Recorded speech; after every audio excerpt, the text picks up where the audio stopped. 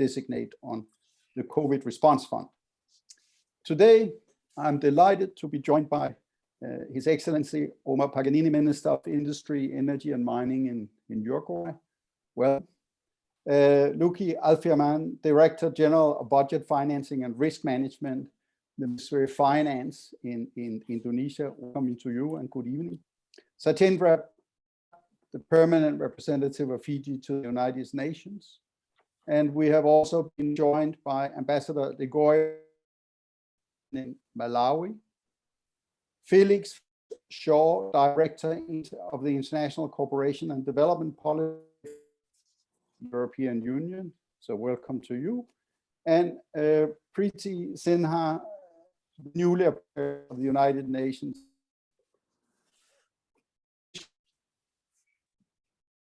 Mizuno, who is the Special Envoy on and Sustainable Development, has joined us. And Lisa Corbell, you are here from the Joint Sdg Steering Committee of the Joint.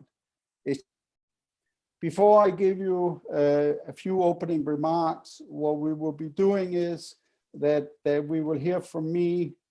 I will invite Lisa to make some remarks and Hiro, and then I'll shift to the panel and ask questions.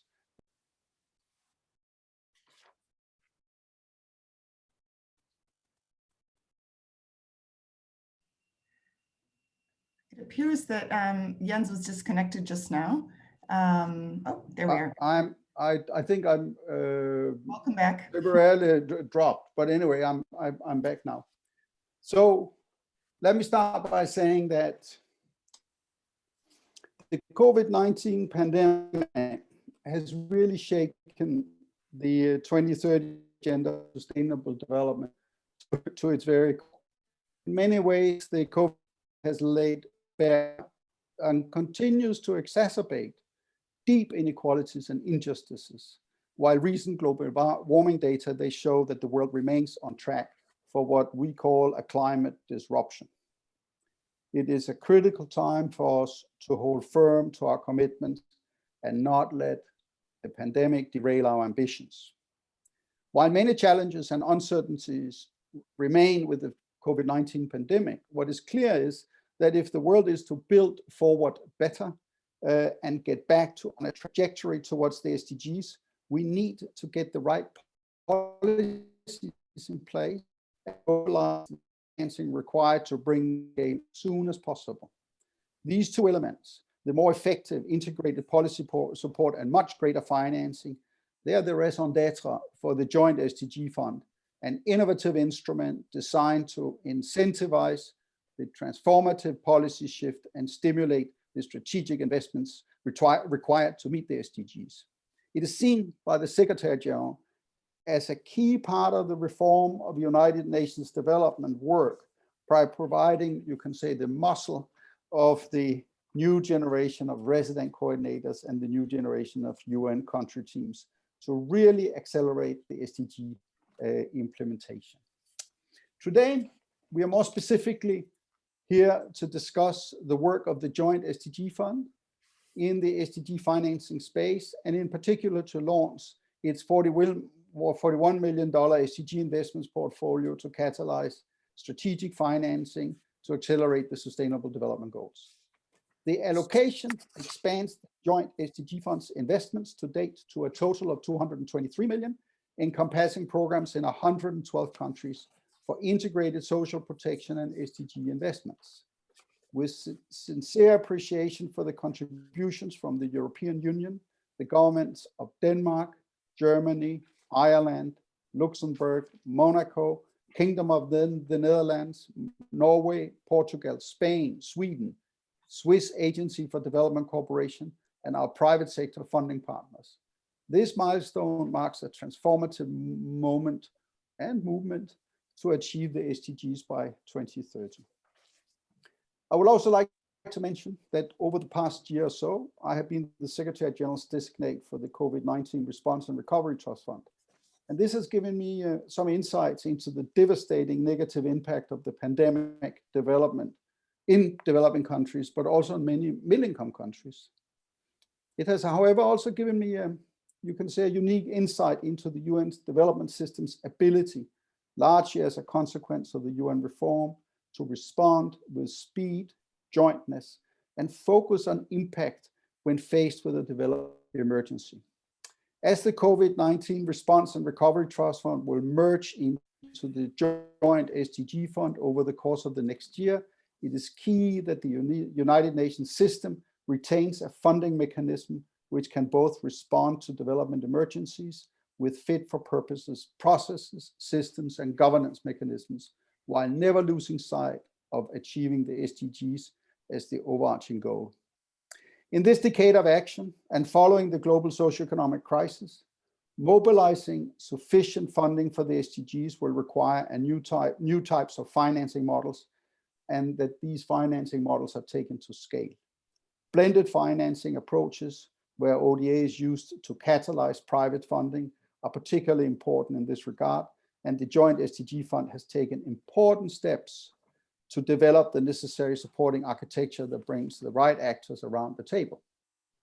With a focus on the latter, we're also here to discuss the Sdg Financing Portfolio, which is currently supporting 69 countries in establishing, you can say, first generation of Sdg financing strategies and policies, including gender responsive, integrated national financing frameworks with the formulation of Sdg aligned financing strategy, costing of the SDGs and public budget tagging, reforms in regulatory and legislatively frameworks for the financial sector, and public-private sector collaboration.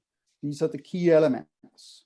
The joint SDG fund invested 59 million and mobilized additional 21 million in co-funding into a portfolio of 62 joint programs on the enabling environment for the SDG investment. But before I give the floor to the panels, as I mentioned, I would like first to welcome Lisa as the head of the SDG Joint Fund to give a few remarks, followed by Hiro afterwards. So Lisa, you have the floor. Please go ahead. Thank you so much, Jens, and colleagues, distinguished guests, excellencies. Thank you so much for joining us this morning during the FFD. We are really here today to discuss the Joint SDG Fund's SDG investment portfolio. And as Jens pointed out, it's notable and historical for the UN development system for several reasons. Primarily the achievement of several milestones. And it is this $41 million grant portfolio represented by the esteemed panelists today that we're really here to focus on.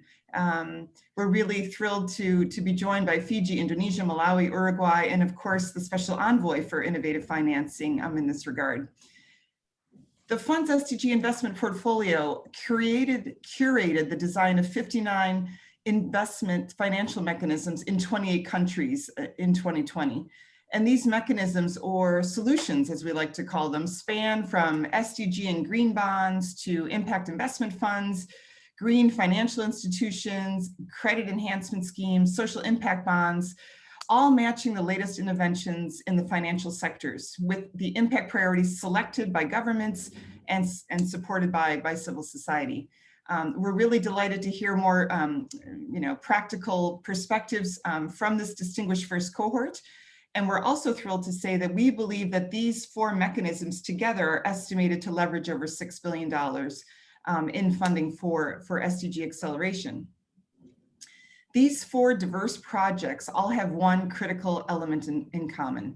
It's the ambition to leverage the catalytic grants that are graciously given to the Joint SDG from the member states that Jens has mentioned into millions and then eventually billions for the SDGs. And this is the shift in the conversation from funding to financing that the Secretary General and the Deputy Secretary General are spearheading across the UN development system.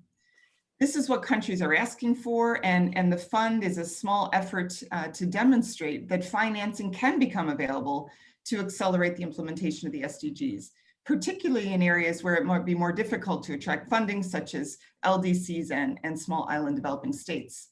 And this is certainly the first innovation I'd like to highlight, which is the capacity to expand the impact frontier to frontier markets.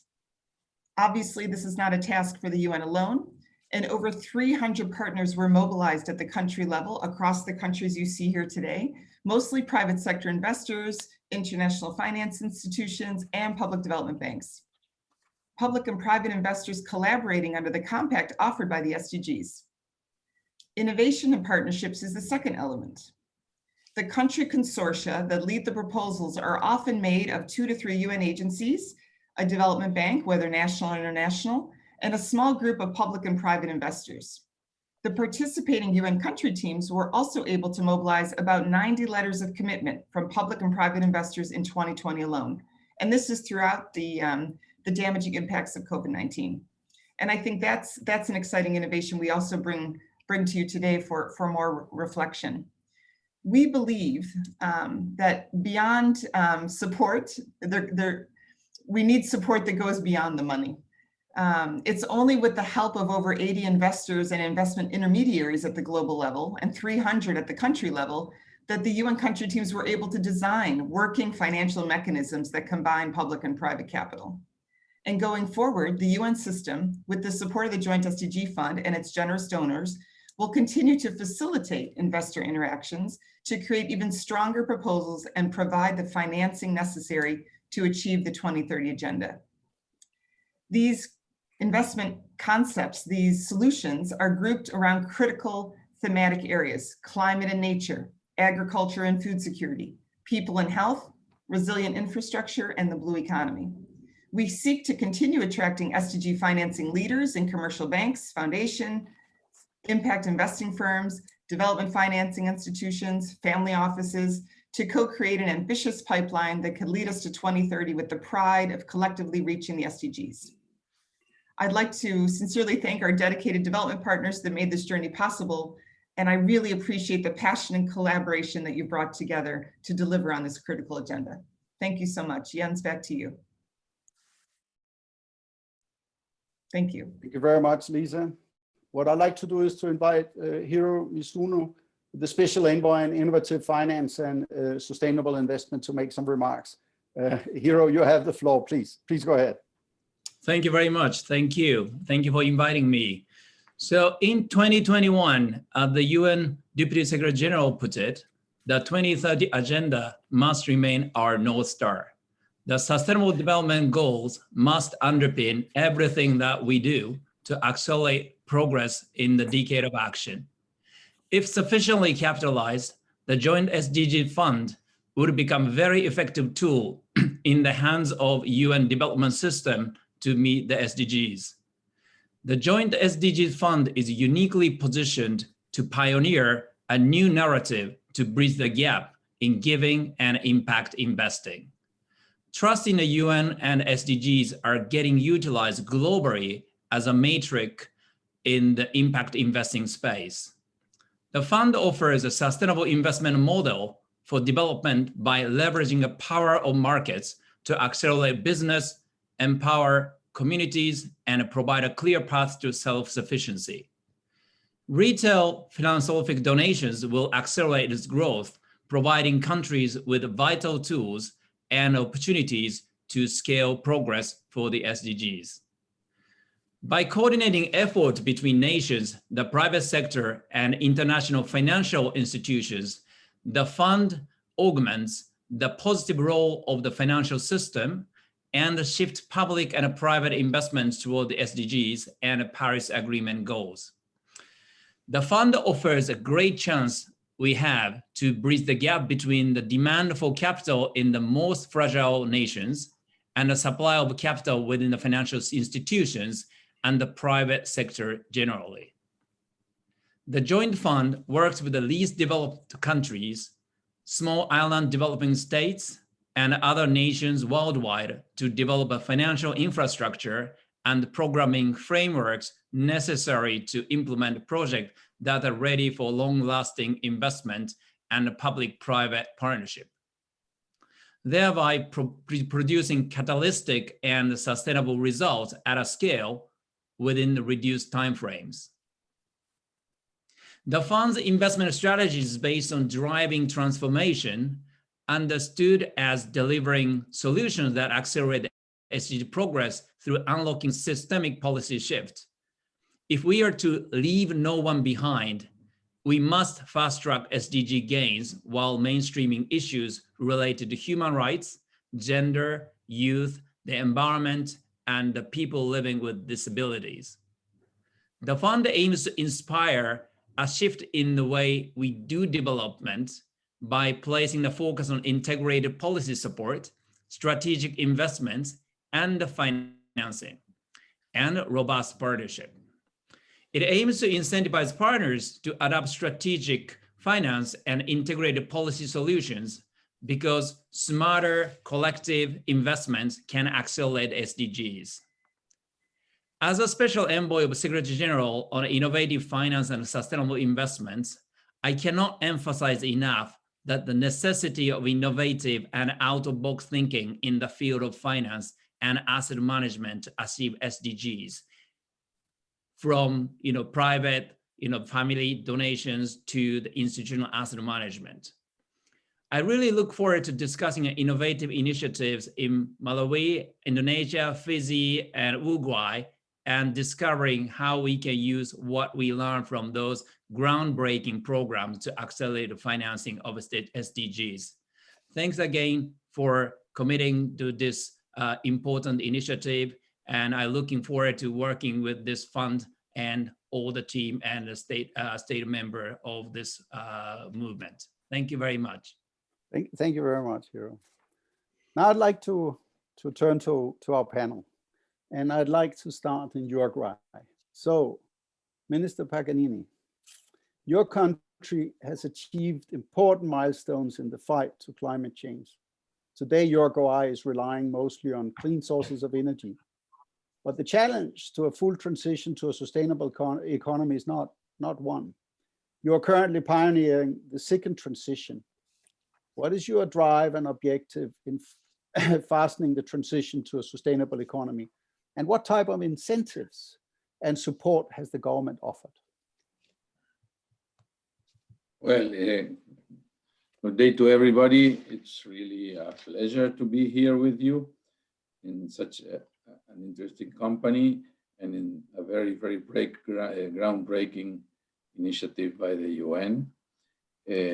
I must say that based on the Paris Agreement, Uruguay established the objective of being carbon neutral by 2050.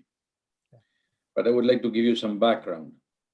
Uruguay has completed the first stage of its energy transformation with the decarbonization of electricity generation, achieving an average share of 97% of renewable in the electricity generation matrix in the last 4 years. At the same time, Uruguay is the second country in the world with the largest share of solar and wind power in its electricity matrix after Denmark. For the first time in 2020, electricity generation from non-conventional renewable sources exceeded hydro generation, our other renewable supply.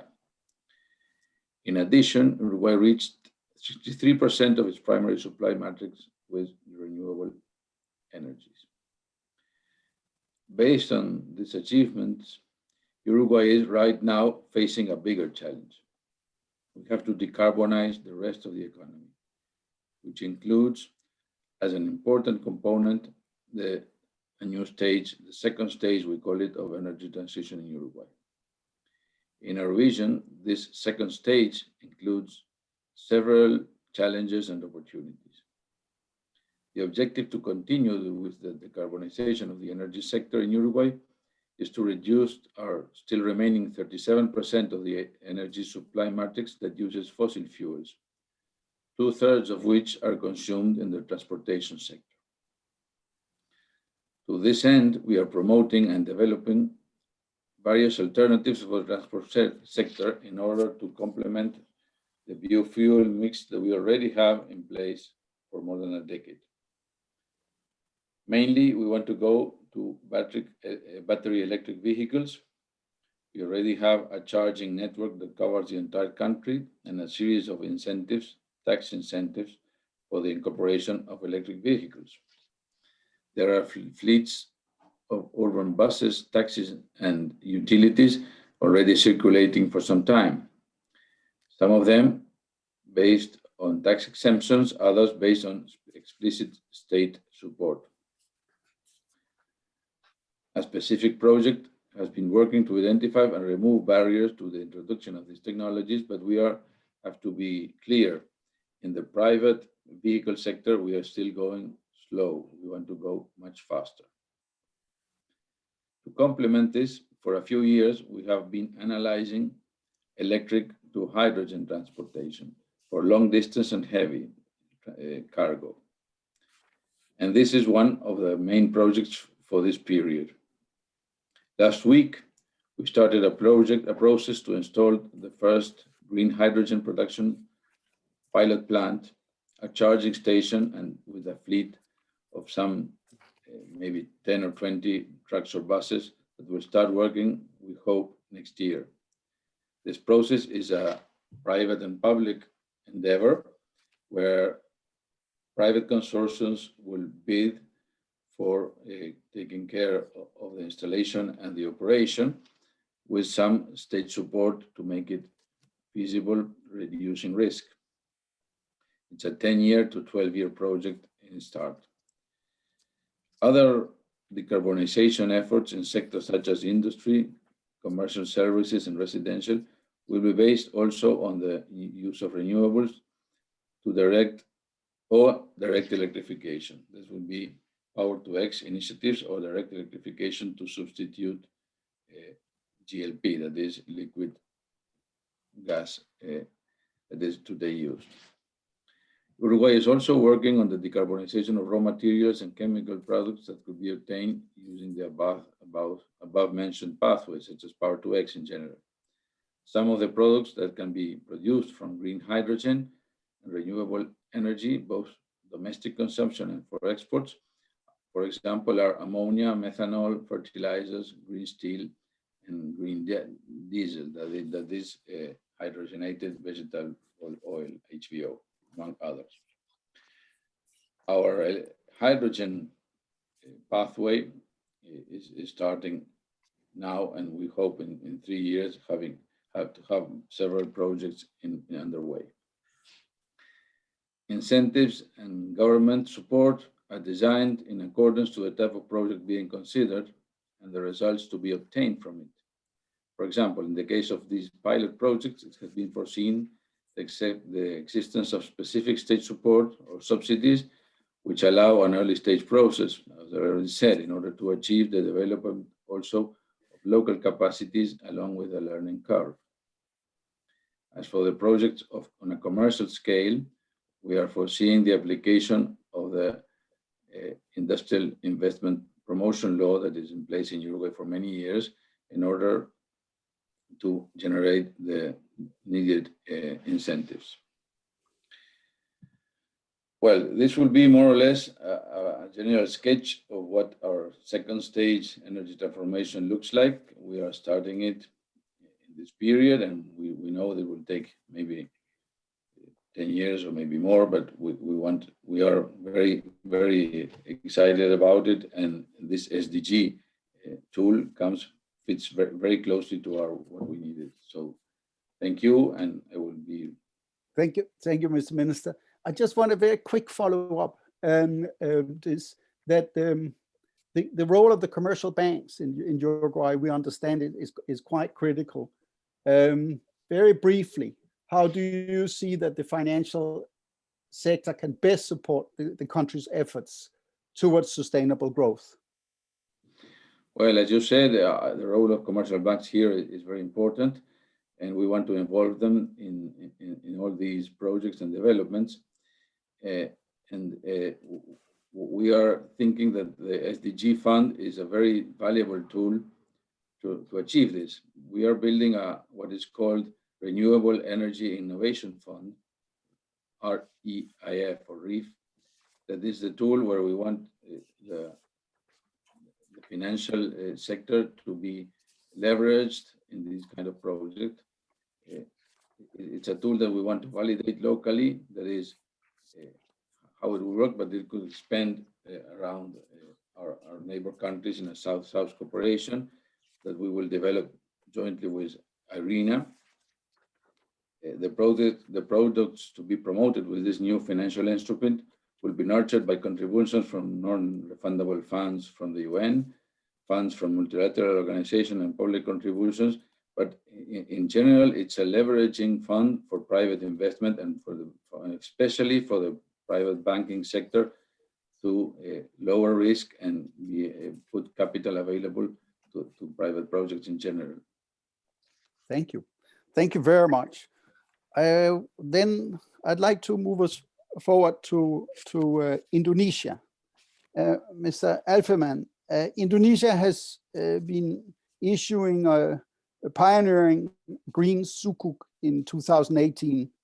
And back in 2014, OJK, the financial regulator, launched a roadmap for sustainable finance. What has been the story so far? And after over 5 years of sustainable financing, what are the lessons learned which you think are most relevant for other countries? You have the floor, Mr. Alferman. Thank you very much. Thank you, Jens. Thank you, UN, for having me in this very prestigious, interesting event. Today's topic is very relevant, very timely. Answering your question, but let me start with perhaps kind of the overview of Indonesian financial market, which may be not as advanced, not as developed as in developed countries. So in short, that our financial market is a bit shallow in terms of domestic investor base, still not that big.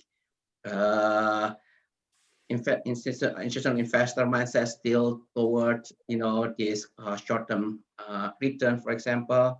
So now government together with other authorities like central bank, financial sector authorities, we try very hard how to improve, how to deepen our financial market, and it needs kind of comprehensive approach. So we have to start working with this demand side. So for example, Indonesia, this pension fund, insurance industry are not that advanced. And in supply side, so we need to introduce more various new instrument, new scheme, new structure. Innovative creative financing becomes very, very important here. And also in terms of infrastructure, not only the IT, but the system, but also legal system, for example, it also need to be improved. That's what we are working now. On the other hand, government of Indonesia also is very committed, very serious in addressing, in achieving these SDGs. So combining those two, this is a good opportunity for us try to kind of explore the niche I'm talking about sustainability, sustainable financing. So that's what we are working on. So your question about that, that's our breakthrough that back in 2018 that we launched the first ever sovereign green sukuk, global green sukuk in 2018. So sukuk is basically global bond based on the Sharia principle or Islamic bond. So can you imagine that we're talking about different types of investor here? So we're talking about green investors, but this is in sukuk format. Or in other words, we can put also differently, we're talking about this sukuk in green format. So that's kind of the challenge, but at the same time, it's very challenging, but at the same time, we see this kind of opportunity, how to combine those kind of two different markets. But long story short, I think it went well, but it needed a long preparation, extra effort. This is kind of lesson learned from us.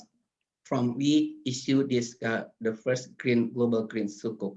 First, in terms of preparation, we had to prepare what's so-called this green framework, and it has to apply for both conventional bond as well as this sukuk. But again, this framework, it needs also some kind of approval, I would say, or reviewed by independent party, so people can trust trust us that this framework really works on this kind of the green framework. And second, yes, we're talking about the execution. Okay, as I said, execution, we have to approach both different types of investor base. These green investors, but when we went to some European countries, meeting with these green investors. They are very interested, but what is sukuk? I don't know about sukuk. So we have to explain to them. When we went to this Islamic investor, like in Middle East, in Malaysia, right? Hey, I know sukuk, but is that necessary to have this green yet? Something like that, you know? So this is a very interesting experience, I would say. And later on, after we issued, as I said, it went quite well. I think the response is very good. And then we had to, it's not finished yet. We had to produce the report, right? So it's kind of part of accountability, transparency that, hey, we have to deliver our promises. And as you can see, it needs a lot of work, extra effort, comparing to it if I just issue just regular bond. Okay, is it worth it? Yes, because again, this is part of our commitment toward this green development. But on the other hand, we also need some kind of incentive.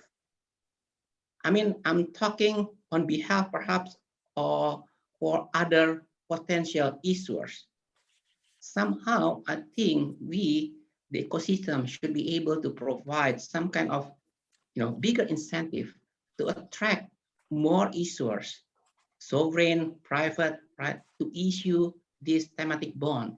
It can be green bond, it can be SDG bond, ESG bond, you name it. Because from our experience so far, we haven't seen yet what's so-called pricing benefit by going green. We are able to attract, we are able to get this bigger investor base, in this case, this green fund, for example. Yes, 20 or 34% of our green bond basically coming from this green fund or green investors. So in terms of expanding our investor base, I think it went pretty well.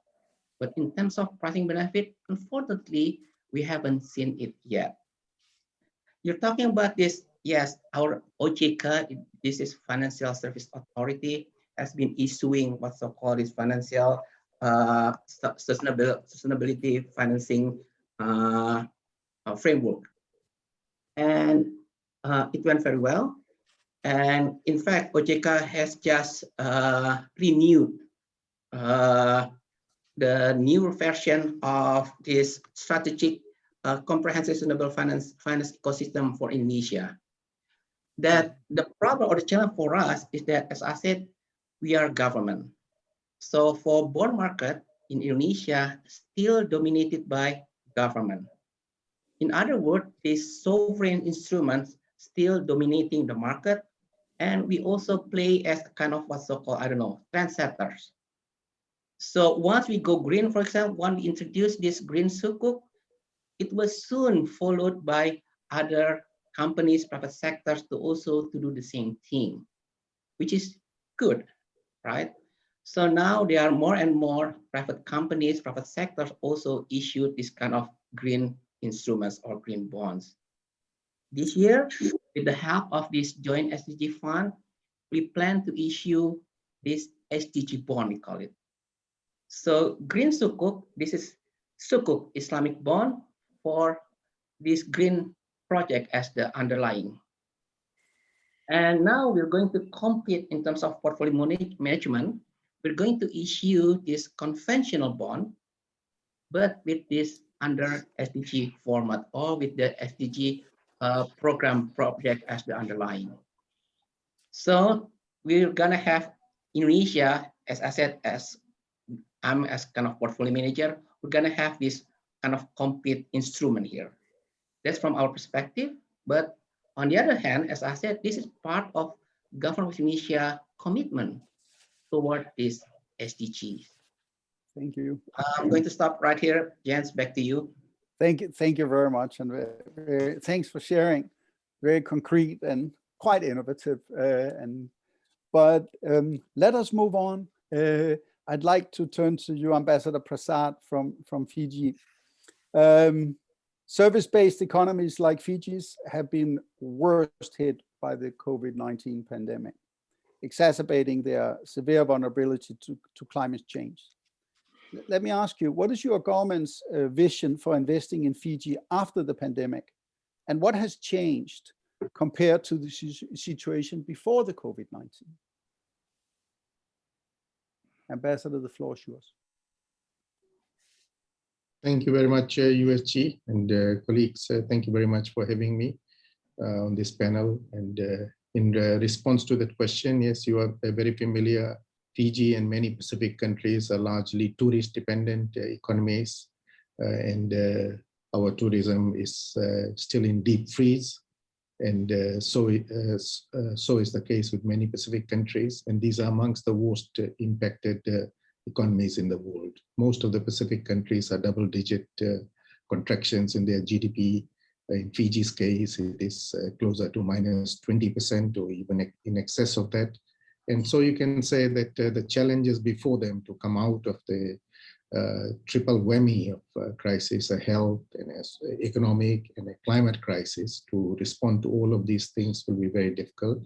And so, Fiji is very excited in looking towards innovative financing instruments. We know that our borrowing space is limited and will remain so. We need to work very hard to catalyze investments, to use small grant contributions to catalyze larger investments, and overall to reduce the cost of borrowing. This is sort of the storyline. And the SDG project that has been recently approved for Fiji is a very exciting example of the potential. You have about 5 million in contributions to a blue economy project, and the 5 million then catalyzes an additional about 5 million to develop a sustainable blue economy around livelihoods, coastal communities, protection of marine resources, marine protected areas, jobs, livelihoods for women especially. It's an exciting way. The SDG Fund has helped Fiji to, has introduced Fiji to new partners who may not have looked to Fiji. So through this SDG Fund, BNP Paribas and several foundations have been involved in Fiji, which are not our traditional financing partners. So we have to look very hard in how we can catalyze funds, how we can reduce the project management and design cost and the inefficiencies around it to make it easier to leverage financial institutions, philanthropists, etc. And I really hope that the SDG Fund that has been approved for Fiji will not only help Fiji expand these type of programs much more substantively, but will also be a good case study for the rest of the Pacific going forward. Thank you. Thank you. But let me just maybe come with a brief follow-up question. We have discussed that Fiji's economy relies on tourism and its abundant natural resources like the coral reefs and the marine ecosystem. Now, with the support from the SDG Fund in supporting your country's innovative financing schemes to preserve and recover the natural assets, how should the financial sector and foreign investors look at natural capital assets and at the ocean, and what needs to be done to make them successfully look at it that way? If the question is clear. Thank you for that question.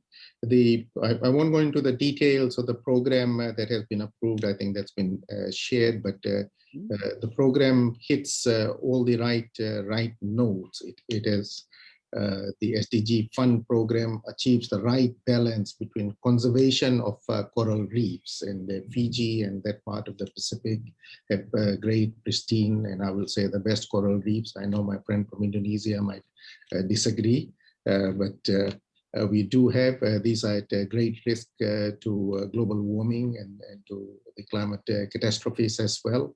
The conservation of this reef system is extremely important. And so there's one part that is focused on that.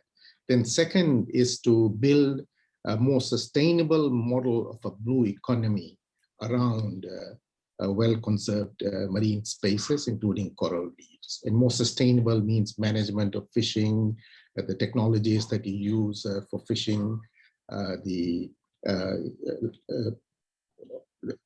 human actions on land, such as discharge of chemicals and fertilizers into lagoons and into the reef systems, management of that, bringing more women into better management of the marine resources, as well as better value addition in managing the products of the oceans, and so increasing their incomes. That whole area of sustainable blue economy has been an undervalued area. It has been an area that has been very, very difficult for financial institutions to connect with. They don't understand this area. They understand shipbuilding, they understand resorts, but they do not understand the sustainable blue economy where people and communities interact and interface with the marine environment and create sustainable livelihoods, increase incomes, manage resources, and the whole balance of things. So we are looking very hard into that area. The support that SDG Fund is providing, I think, provides a cutting edge, global example of how we might want to develop that. And in the medium term, my hope is that if we do this right, and if the UN system helps us do this right, we will make it easier for private capital, for philanthropy capital, etc., to begin to invest in sustainable blue economy. And I will again repeat, it is an area, my own experience is that they simply do not understand, they simply do not have the tools with which to engage with this area. And you are helping us, helping I think the global community overcome that fundamental barrier. Thank you very much, Mr. Ambassador. Thank you. Let me move to the other, I wouldn't say an area where blue economy is probably less important. Malawi. Ambassador Ligoya, Malawi has for long suffered from underinvestment in agriculture and other critical sectors that employ most of your population. How is this changing, and why should investors invest now? Thank you, USG, all panelists, ladies and gentlemen. It's my honor to be here representing the Malawi government and for this prestigious occasion.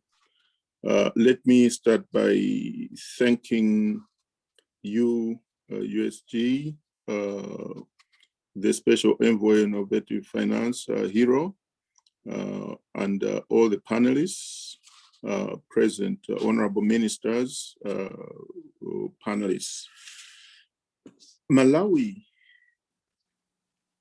is a country that depends very much on agriculture, because up to 65% of labor is involved in the agriculture sector, and it provides up to 40% of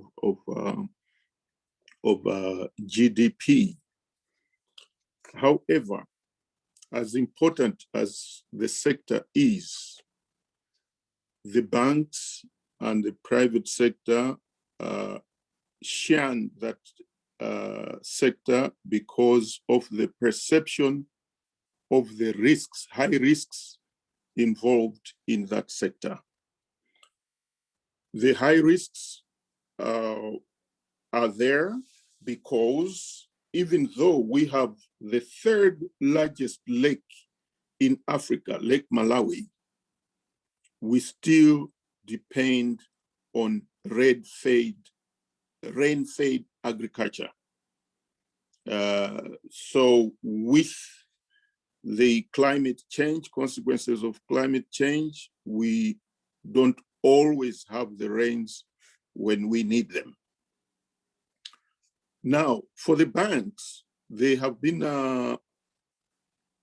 not very willing to lend to the sector And even the small enterprises that are in agribusiness, only 24% of them are banked.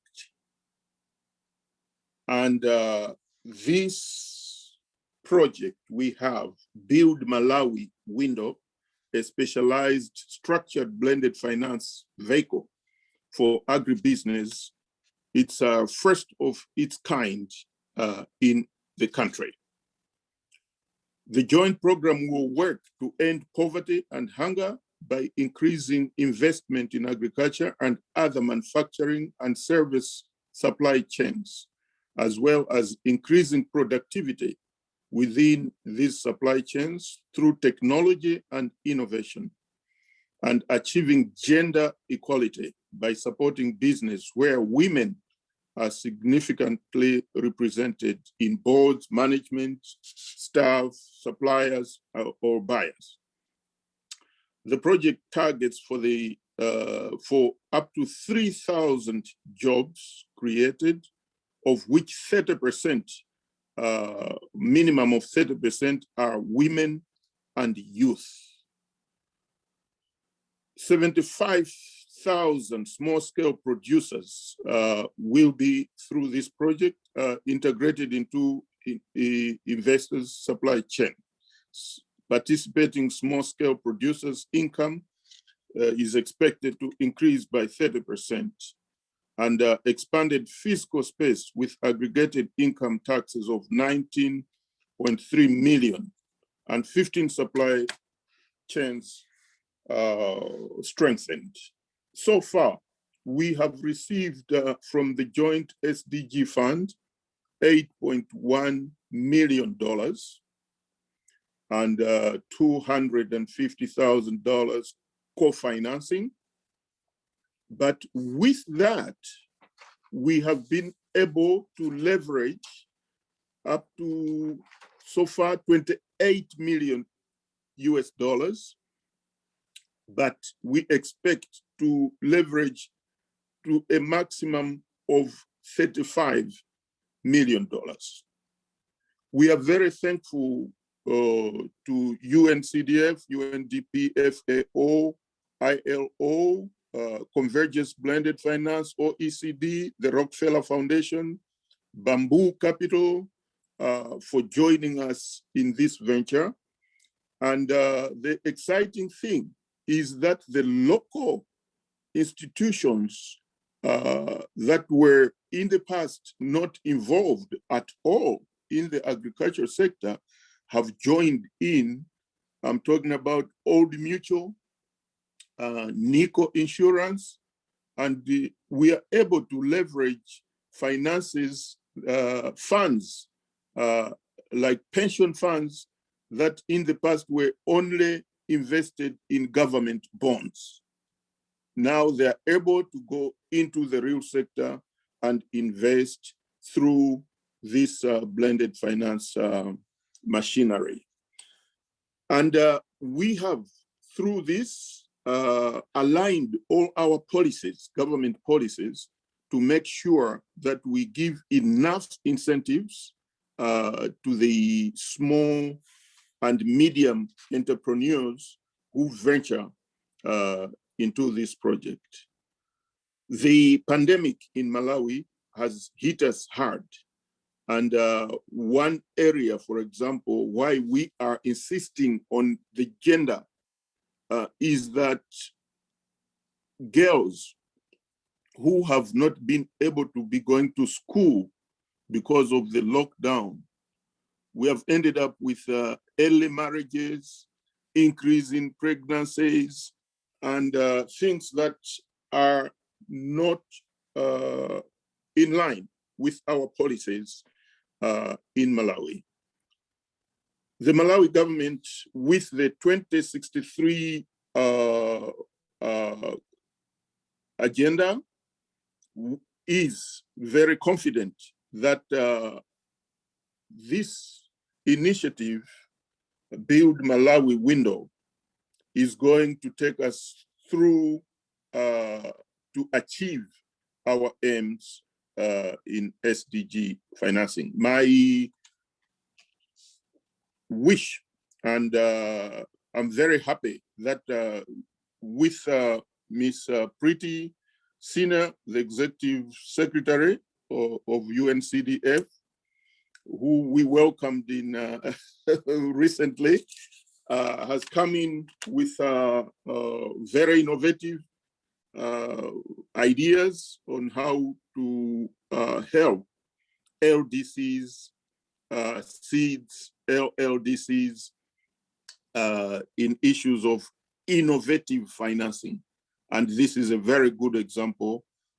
We are really, really thankful. It makes a big difference. And she has actually, Ms. Sinha has challenged all LDCs to present projects of similar nature in their own countries to see how we can assist them the same way that Malawi has been assisted.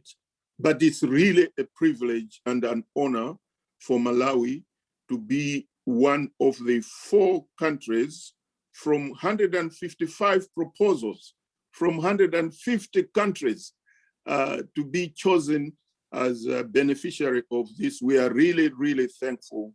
And thanks to the Secretary General and the SG and you, Mr. Wandel, and all the team. Thank you so much. Thank you very much. Before I move on the panel, we have heard from 4 different countries. I think in Uruguay, we hear about the second round of decarbonization. We hear how you pull in the national banking or the local banking sector, but we can see the drive there. In Indonesia, we hear the innovation, the sukuk, the green. Is it green? Is it sukuk? What's the benefit? You know, try to struggle with that. But how you could also hear the determination and the willingness to innovate and create advantage in the market. In Fiji, we could hear that there was a newness to some of the things that were being proposed. You mentioned that, but also the concept of the blue economy. So it's not only the green, but it's also the blue economy is coming in. And now just we heard about the agribusiness, but the importance of also bringing local actors into the investing in the real economy. So moving on to you, Mr. Shaw, from DevCo. The European Union has designed one of the most ambitious financial response packages to the COVID-19 crisis in Europe. A few years ago, the EU also innovated the type of instruments offered to developing countries, including blended financing tools. How has the pandemic changed the EU's external investment plan and priorities, and what opportunities lie ahead? Mr. Shah, you have the floor. Thank you, Jens, Undersecretary General, and thank you also for the joint fund organizing today. We are, I would say, strongly, psychologically, even emotionally committed to the joint SDG fund. I see Lisa is smiling, and that's what I wanted to see.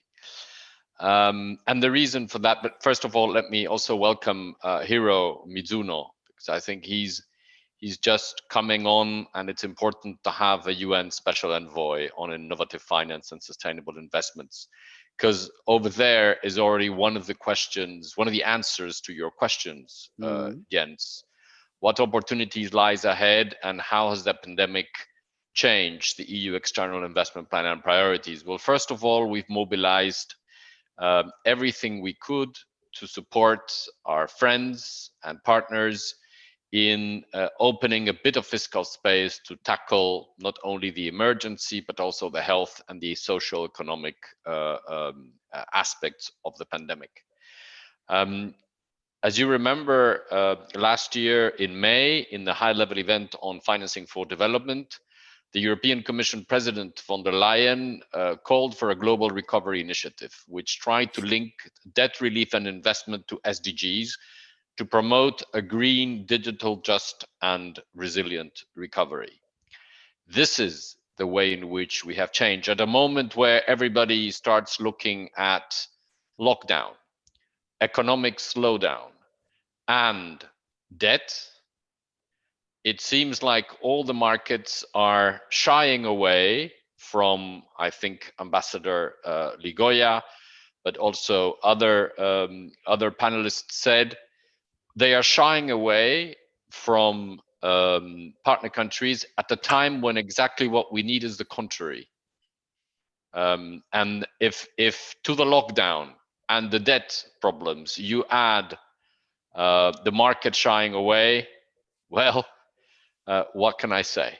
And I think that the panelists have already been able to say that much better than we have. And that's why we have just adopted our long-term budget for 2021-2027, where we combine a number of elements that we think are key for sustainable investment and for innovative finance, which is to bring together things that we do already in some of the countries, like budget support, like technical assistance, but bring it together with investments. We have asked to the member states and we have obtained an EU budget guarantee to support sovereign lending and private sector investments on areas where we think the recovery has to be really, really strong: green, digital, resilient, human development. And that's why what we want to do is promote better investment and more investment.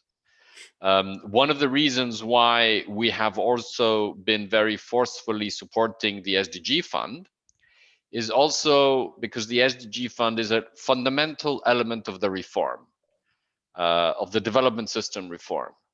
And it has allowed for the UN resident coordinators to bring up, together with governments, proposals like the ones we're discussing today. And for us, this is key, because if we manage to get the UN to play a local political role in defense of the SDGs, and I want to say it with all the letters, political role in defense of the SDGs, and we give and we support partner governments in their search for recovery, I think we have a winning team that the European Union is ready to support, not only bilaterally, but also at the UN joint SDG fund level. And this is why it's important, for example, the work we've done and we're doing also in the G20 with countries like Indonesia on the financing strategies, where we are really pushing forward. I think that work is being done also in the Pacific, Ambassador Prasad may know, on what we call the INFFs, which I think more people know as financing strategies. It is important to recover, to have a strategy on what are the financial resources available to a country, and how can this country leverage and increase those financial resources, whether they are private, public, domestic, or international.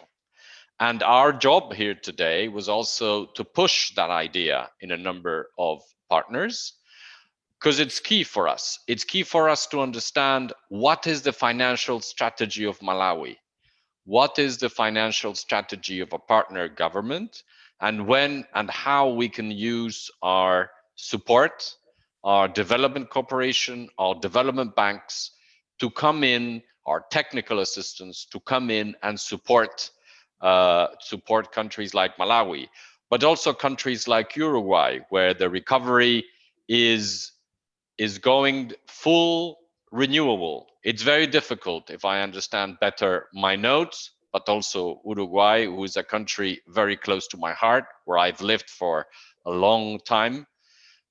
It's very difficult to find a country that has made such a fantastic bet on renewable energy. And maybe the lessons that we learn from that are lessons that are available to everyone, because they have made a bet and they're pulling it off. And it requires financing, and it requires that organizations like ourselves and the UN work together with Uruguay to bring it forward. And this is what I think we can do bilaterally and multilaterally. Thank you, Jens. I think you're very clear, because what you're mentioning is that The SDGs, the UN can defend them together with partnership governments, but it's also a matter of getting investments into the real economy. And there we need to draw on many different sources of fund. So what I wanted to do is to invite you, Preeti, to make some comments. Full disclosure, I worked for UNDP for many years, and therefore, of course, I know UNCDF very well. But UNCDF has been a forerunner in the UN system, exploring, particularly for the LDC, needs and opportunities in financing the SDGs. I know you recently joined the organization. With your fresh eyes, what trends and innovations do you foresee in blended financing in the coming 5 years? And where can the UN help the most from your vantage point? You have the floor, Preeti. Thank you, Jens, and good morning to Minister, ambassadors. Special thanks to Ambassador Ligoya at Malawi, that we work very closely. He also heads, as you know, Malawi heads the LDC group of countries, and to Lisa and all. So Jens, in answer to your question, I'd maybe like to highlight 3 trends in blended finance, which I think is the direction things are going and hopefully accelerate. So one is the coming in of the institutional capital. So we see players like BlackRock, Prudential, AXA, Allianz, they are entering this blended finance field, which is wonderful. It's great. I mean, it's based on overall private capital's orientation towards responsible banking, sustainable investment, the ESG. So we see, for instance, last year, BlackRock came into, it was a targeted $1 billion climate finance partnership fund, which had the first loss by countries and foundations, and then BlackRock bringing some of its client money into that. Another trend we see is, the donors, the traditional donors, as well orienting towards the first loss and the guarantee structures. So we find many of our partner countries, whom we value very much, EU included, are offering the first loss. So that enables these blended funds to take shape. They also, we as well, CDF and donors are increasingly looking at the guarantee structure. And in this case, Sweden does very well. Others are doing as well. It's a little bit driven also at the EU by an EU budget guarantee product for higher risk investments in lower income countries. And so we see that. And we, as well, as I said, on our balance sheet, we are doing some guarantees. The private sector as well appreciates these guarantees. So with ODA and, DFIs getting very stretched in response to the COVID-19, I think guarantees could be one other instrument in this blended world. And the third point is the pipelines. We see, and we will need, more importantly, more aggregation, more securitization of a number of projects coming together so that the scale of the investment matches the appetite of the institutional investors and the blended funds. So, we saw a recent UNICEF bond, which was based a little bit on securitization of their future charitable and donations coming in. So given those 3 points of institutional investors, guarantees, and the pipeline, I think the UN can play a role in all 3. So, through our country programs, country teams, we need to work together to aggregate, perhaps think innovatively about, do we build portfolios across our solar energy projects across maybe, 10 of our countries? Does that make it an interesting investable vehicle? Or do we do a larger country investment proposal? So let's say for Cambodia, like a number of projects together. Those are some things, and the UN is very well positioned to do that. And we also offer TA, as you know, technical assistance to help these projects come together.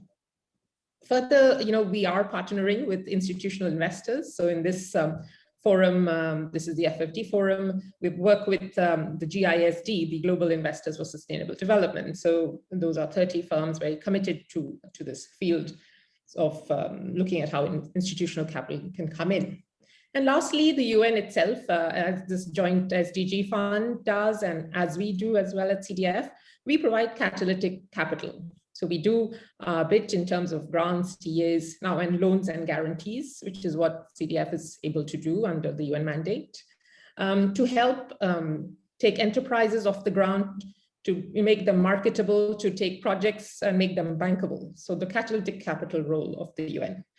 So I'll stop there and hand it back to you. Thank you so much. Thank you, Priti. I just have one quick follow-up question, and that is that you are active, you mentioned in Malawi, but I also understand you're active in Fiji and in a number of other countries. From your vantage point, if you look 5 years ahead, what is it that we can do to scale? Mm-hmm. So what we are doing, Jens, is we are starting to put country investment strategies together. You know, we have country strategies in terms of what are their priorities, but we want a set of bankable projects from each country, which Ambassador Legoya mentioned, for each country. And then, you know, that aggregation of portfolios might come through. So for example, for the island countries, you know, the Coral Reef Fund, the Global Fund for Coral Reefs, we could look at coral reef investments across countries. So then that becomes a bigger investable opportunity, because largely institutional capital is looking for bigger size projects. So 5 years down the road, I think if we engage with each of our member countries and get in partnership with them a great investable pipeline, I think we'll be able to do more. Good. Thank you. Thank you very much. Time is running. We have a little bit left. I wanted to round us out just with some concluding remarks. And I think that first and foremost, what we heard today shows that we are moving into a new space with blended financing. We are deepening some of the commitments that was made in the Addis Ababa already in 2015, and we are giving them more arms and legs in the real world. And in particular, the country cases we have heard, while they are quite different in substance, they are quite similar in approach, in the sense that we take grants, we take the SDG Joint Fund input, we take partners around that, and then we package it together with national governments to start leveraging national markets, give meaning to blended financing. And then, as we heard in the case of Uruguay, you are even able to push in, you can say, a second generation of deepening and already fairly significant political commitment to sustainability. But I also wanted to say that for a person like me who has been involved in development assistance, and so have many of you, it is heartening to hear that we are getting into the language of modern financing. And I hope in the next 5 years that we will hear more and more the United Nations staying committed to the SDGs together with national governments, together with national actors, and that our effort is more and more catalytic. And I think it's kind of two things that come together. It's the SDG framework as a framework that not only works for the UN and for the national governments, but it actually works for investors and as you mentioned, some of the institutional investors that start showing up with impact investment. So while I don't know that we had an answer to the question from Indonesia, what advantage in the market you really got with trying to be this innovative, I could still hear your commitment to it. But I do think we will find that more and more of the actors, they are converging in the impact development language, and also more institutional actors will become available in that, you can say, in that space. Now, I think we can also see, if we get this done the right way, it is really a win-win. However, for this to happen, it is very good to see that donors, including those who have invested in the COVID response over the past year, we now need to transition back to the decade of action, focused on achieving the SDGs and the pool funding mechanisms best suited for this purpose. And here, we truly believe that the joint SDG fund remains the flagship among these. The UN reform has proven to have worked throughout the response of the pandemic, but continued financial commitments from the donor community is evidently a prerequisite for delivering results through this reformed system. So I wanted to say that the fund secretariat is, of course, continues at your disposal to develop the proposals further. I know, Lisa, that it is not only the secretariat, but you have, I don't know what you call it, but you have long-term contracts with expertise in various areas. And I also need to say, from a reform point of view, there are other strands of the UN that we have heard several times mentioning the Global Alliance for SDG investment, and the Global Compact is also. So a number of UN, you can say, initiatives, they are converging around the SDG agenda and around the investment agenda. So I think the 4 countries we heard today will attract a lot of attention. And I hope that you will indulge us, in other words, when we as the UN start trying to learn actively from our partnership. And our commitment to you is that we will scale it. And as we get more money, we will also bring more countries on board, because it is great that the 4 countries are taking things forward, but we need to accelerate this globally. But thank you to the 4 countries for going first.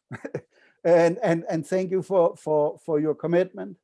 And I know that Felix had to leave us, but you know, I also want to thank the Prati and Felix for joining us today. So I think that as we should, we are 3 minutes short of the allotted time, but I still think we got through a lot of substance. And I hope, Lisa, that you will share this with other colleagues as we finish. So I'd like to thank you all for your time, in particular the panelists for your time and your preparation. And then we look forward to continued collaboration with you in moving the SDGs forward, but with the financial innovation that allows us to get in and touch the real economy and make a real change, not only on the growth side, but also on the equity side, getting women on board, and also leave no one behind, which is so important to all of us. So thank you very much for your participation. And I'd like to close the meeting out. So let us do like this, and then thank you. Thank you. Thank you, Jens. Thank you, colleagues. Thank you. Have a good day, everybody. Stay Thank well. you. Okay. Thank you. Bye. Bye.